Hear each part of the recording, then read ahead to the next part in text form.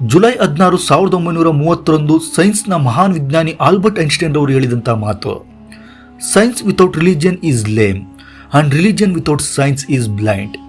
ಅಂದರೆ ಧರ್ಮವಿಲ್ಲದ ವಿಜ್ಞಾನ ಕುಂಟನಂತೆ ಮತ್ತು ವಿಜ್ಞಾನವಿಲ್ಲದ ಧರ್ಮ ಕುರುಡನಂತೆ.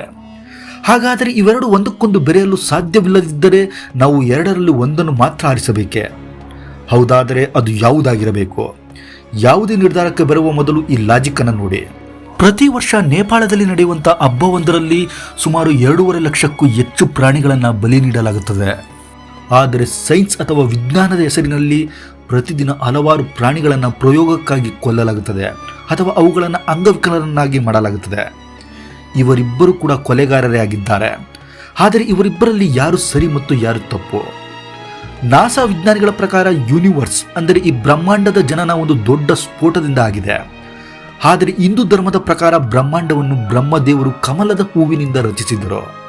ಇವರಿಬ್ಬರಲ್ಲಿ ಯಾರು ಸಾಕ್ಷ್ಯಾಧಾರದ ಮೇಲೆ ಮಾತನಾಡ್ತಾ ಇದ್ದಾರೆ ಮತ್ತು ಯಾರು ಕೇವಲ ನಂಬಿಕೆಯ ಮೇಲೆ? ಇವೆರಡೂ ಮುಖ್ಯ ಎಂದು ನಮಗೆ ತಿಳಿದಿದೆ. ಆದರೆ ಯಾವುದು ಹೆಚ್ಚು ಮುಖ್ಯ? ಇಂದು ನಾವು ಇವೆರಡನ್ನು ಮುಖಾಮುಖಿ ಹೋಲಿಕೆ ಮಾಡಿ ನೋಡೋಣ. ಈ ಯುದ್ಧದ ಹೆಸರು ಸೈನ್ಸ್ ವರ್ಸಸ್ ರಿಲಿಜಿಯನ್. ಹಿಂದೂ ಧರ್ಮದ ಶ್ರೀಮದ್ ಭಗವದ್ಗೀತೆ ಮತ್ತು ವೇದಗಳ ಪ್ರಕಾರ ನಾವು ಈಗ ಬ್ರಹ್ಮದೇವರ 51ನೇ ವರ್ಷದ ದಿನದಲ್ಲಿ ಬದುಕ್ತಾ ಇದ್ದೇವೆ. ಇದು ಕೇಳಲು ವಿಚಿತ್ರವಾಗಿ ಅನಿಸಬಹುದು. ಹಿಂದೂ ಧರ್ಮದ ಪ್ರಕಾರ ಬ್ರಹ್ಮಾಂಡವು ಬ್ರಹ್ಮನ ಜೊತೆಯೇ ಹುಟ್ಟಿತು ಮತ್ತು ಅವರ ಜೊತೆಯೇ ಅಂತ್ಯವಾಗುತ್ತದೆ. ಭೂಮಿಯ ಮೇಲಿನ ಎಲ್ಲ ಜೀವಿಗಳನ್ನು ಸೃಷ್ಟಿಸಿದ ಬ್ರಹ್ಮದೇವರು ಕೂಡ ಅಮರರಲ್ಲ. ಅವರ ಆಯಸ್ಸು ಕೇವಲ 100 ವರ್ಷಗಳು ಮಾತ್ರ. ನಿಮಗೆ ಆಶ್ಚರ್ಯವಾಗಬಹುದು, 100 ವರ್ಷಗಳು ಎಂದೋ ಮುಗಿದು ಹೋಗಿರಬೇಕಲ್ಲವೇ ಎಂದು.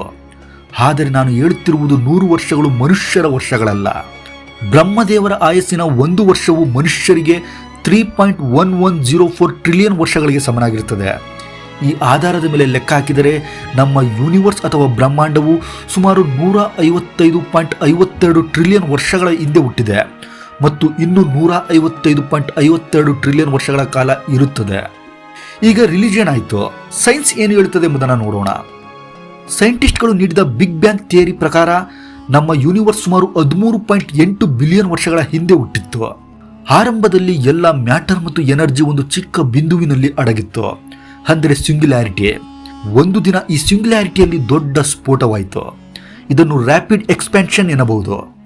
ಇದರ ಫಲವಾಗಿ ಯೂನಿವರ್ಸ್ ಬೆಳೆಯುತ್ತಾ ಹೋಯಿತು ಮತ್ತು ಇಂದಿಗೂ ಕೂಡ ಬೆಳೆಯುತ್ತಿದೆ. 2016ರಲ್ಲಿ ಹಬಲ್ ಟೆಲಿಸ್ಕೋಪ್ ಮೂಲಕ ವಿಜ್ಞಾನಿಗಳು ಅತ್ಯಂತ ಹಳೆಯ ಗ್ಯಾಲಕ್ಸಿ GNZ11 ಅನ್ನು ಕಂಡುಹಿಡಿದರು.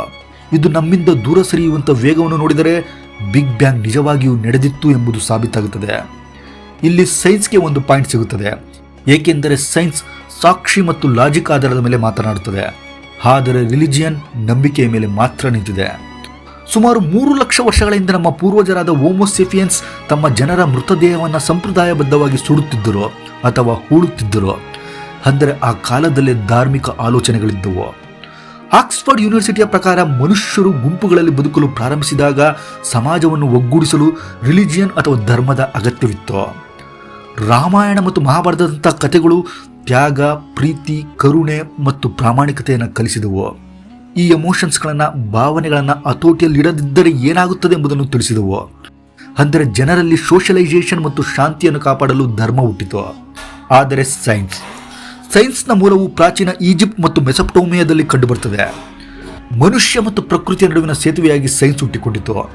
ಪ್ರಕೃತಿಯ ವಿಸ್ಮಯಗಳನ್ನು ಅರ್ಥ ಮಾಡಿಕೊಳ್ಳಲು ಮತ್ತು ಕುತೂಹಲವನ್ನು ತಣಿಸಲು ಸೈನ್ಸ್ ಬೇಕಿತ್ತು. ಗ್ರೀಕ್ ಫಿಲಾಸಫರ್ ಅರಿಸ್ಟಾಟಲ್ ಪ್ರಕಾರ ಸೈನ್ಸ್ ಮನುಷ್ಯನ ಕುತೂಹಲದ ಹಸಿವನ್ನು ನೀಗಿಸುತ್ತದೆ. ಆದರೆ ಕೆಲವೊಮ್ಮೆ ಅತಿಯಾದ ಕುತೂಹಲ ಕೂಡ ಅಪಾಯಕಾರಿ. ಉದಾಹರಣೆಗೆ ಸ್ಟೀವನ್ ಲುಡ್ವಿನ್ ಎಂಬ ವ್ಯಕ್ತಿ ಹಾವಿನ ವಿಷದಿಂದ ರಕ್ಷಣೆ ಪಡೆಯಲು 30 ವರ್ಷಗಳ ಕಾಲ ತಮ್ಮ ದೇಹಕ್ಕೆ ಹಾವಿನ ವಿಷವನ್ನೇ ಚುಚ್ಚಿಸಿಕೊಂಡಿದ್ದರು. ಉದ್ದೇಶ ಅಥವಾ ಪರ್ಪಸ್ ಬಗ್ಗೆ ಮಾತನಾಡುವುದಾದರೆ ರಿಲಿಜಿಯನ್ ಇಲ್ಲಿ ಗೆಲ್ಲುತ್ತದೆ. ಏಕೆಂದರೆ ಧರ್ಮವು ಮನುಷ್ಯರಿಗೆ ಬದುಕಲು ಒಂದು ಅರ್ಥ ಮತ್ತು ಗುರಿಯನ್ನು ನೀಡುತ್ತೆ. ಅದನ್ನು ಸೈನ್ಸ್ ನೀಡದಿರಬಹುದು. ಜಗತ್ತಿನಲ್ಲಿ ಅನೇಕ ಧರ್ಮಗಳು ಪ್ರಕೃತಿಯನ್ನು ಪೂಜಿಸುವುದನ್ನು ಕಲಿಸುತ್ತವೆ. ಹಿಂದೂ ಧರ್ಮದಲ್ಲಿ 33 ಕೋಟಿ ದೇವರುಗಳಿದ್ದಾರೆ ಮತ್ತು ಪ್ರತಿಯೊಬ್ಬ ದೇವರಿಗೂ ಒಂದು ವಾಹನವಿದೆ.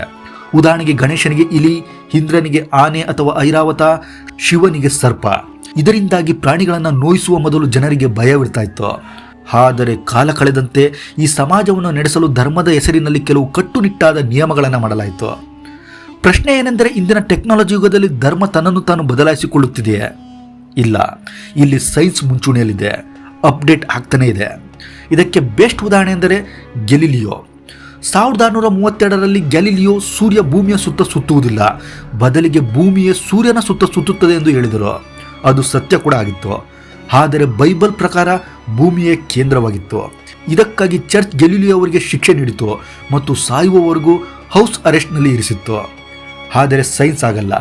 ಸೈನ್ಸ್ನಲ್ಲಿ ಜಾತಿ, ಧರ್ಮ, ಬಡವ, ಶ್ರೀಮಂತ ಎನ್ನದೆ ಯಾರು ಲಾಜಿಕ್ ಮತ್ತು ಪ್ರೂಫ್ ಕೊಡುತ್ತಾರೋ ಅವರ ಮಾತೇ ನಡೆಯುತ್ತದೆ. ಸೈನ್ಸ್ ತನ್ನ ತಪ್ಪುಗಳನ್ನು ಒಪ್ಪಿಕೊಂಡು ಸಮಯದ ಜೊತೆಗೆ ಇವಾಲ್ವ್ ಆಗ್ತಾ ಹೋಗುತ್ತೆ, ವಿಕಾಸ ಆಗ್ತಾ ಹೋಗುತ್ತೆ. ಆದರೆ ಧರ್ಮ ಅದೇ ಹಳೆಯ ನಂಬಿಕೆಗಳಿಗೆ ಅಂಟಿಕೊಂಡಿರುತ್ತೆ. ಆದ್ದರಿಂದ ಈ ಪಾಯಿಂಟ್ನಲ್ಲಿ ಸೈನ್ಸ್ ಗೆಲ್ಲುತ್ತೆ. ಸೈನ್ಸ್ ಪುಸ್ತಕಗಳು ಕ್ಲೀನ್ ಆಗಿರಬಹುದು, ಆದರೆ ಲ್ಯಾಬ್ಗಳು ಪ್ರತಿ ವರ್ಷ 90 ಮಿಲಿಯನ್ಗಿಂತಲೂ ಹೆಚ್ಚು ಪ್ರಾಣಿಗಳು ಅಂದರೆ ಇಲಿ, ನಾಯಿ, ಬೆಕ್ಕು, ಕೋತಿ ಇವುಗಳನ್ನೆಲ್ಲ ಲ್ಯಾಬ್ ಟೆಸ್ಟಿಂಗ್ ಮತ್ತು ಮೆಡಿಕಲ್ ರಿಸರ್ಚ್ಗಾಗಿ ಸಾಯಿಸುತ್ತಾರೆ.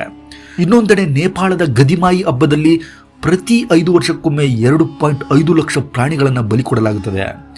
ಇಲ್ಲಿ ಧರ್ಮ ಮತ್ತು ಸೈನ್ಸ್ ಎರಡೂ ಕೂಡ ದೋಷಿಗಳೇ. ಆದರೆ ಒಂದು ವ್ಯತ್ಯಾಸವಿದೆ. ಧರ್ಮದಲ್ಲಿ ಬಲಿ ಕೊಡುವುದು ಮೌಢ್ಯ ಮತ್ತು ಅರಕೆಗಾಗಿಯೇ, ಆದರೆ ಸೈನ್ಸ್ನಲ್ಲಿ ಪ್ರಾಣಿಗಳ ಜೀವ ಹೋಗುವುದು ಮನುಷ್ಯರ ಜೀವವನ್ನು ಉಳಿಸುವಂಥ ಔಷಧಗಳನ್ನು ಕಂಡುಹಿಡಿಯಲು. ಆದರೂ ನಮ್ಮ ಸ್ವಾರ್ಥಕ್ಕಾಗಿ ಮೂಕ ಪ್ರಾಣಿಗಳನ್ನು ಕೊಲ್ಲುವುದು ತಪ್ಪು. ಈಗ ವಿಜ್ಞಾನಿಗಳು ಕೂಡ ಪ್ರಾಣಿಗಳನ್ನು ಬಳಸದೆ ರಿಸರ್ಚ್ ಮಾಡಲು ಪರ್ಯಾಯ ಮಾರ್ಗಗಳನ್ನು ಹುಡುಕ್ತಾ ಇದ್ದಾರೆ. ಸೈನ್ಸ್ ಮತ್ತು ರಿಲಿಜಿಯನ್ ಒಂದೇ ನಾಣ್ಯದ ಎರಡು ಮುಖಗಳಿದ್ದಂತೆ. ಸೈನ್ಸ್ ಹೇಗೆ ಸಮಯದ ಜೊತೆ ಬದಲಾಗುತ್ತದೆಯೋ ಹಾಗೆ ಧರ್ಮ ಕೂಡ ತನ್ನಲ್ಲಿರುವಂಥ ಮೂಢನಂಬಿಕೆಗಳನ್ನು ಬಿಟ್ಟು ಬದಲಾಗಬೇಕು. ಆದರೆ ಅದು ಆಗ್ತಾ ಇಲ್ಲ. ನಿಮ್ಮ ಅಭಿಪ್ರಾಯವೇನು? ಕಮೆಂಟ್ ಮಾಡಿ ತಿಳಿಸಿ.